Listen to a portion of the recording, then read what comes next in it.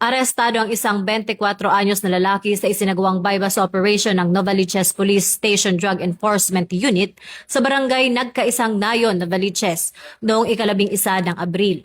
Ayon sa pulisya, isinagawa ang operasyon bandang hapon matapos ang validated information mula sa isang confidential informant kaugnay ng umano'y iligal na bentahan ng marijuana sa lugar. Nakumpiska mula sa suspect ang 29 vials ng liquid marijuana at 496 gramo ng high-grade marijuana na may kabuuang halagang 898,100 pesos. Wala ring naitalang dating record ang suspect. Patuloy ang investigasyon ng mga otoridad upang matukoy ang pinagmula ng droga at posibleng network sa likod nito, habang inihahanda na ang kasong paglabag sa RA 9165 o ang Comprehensive Dangerous Drugs Act of 2002 laban sa kanya.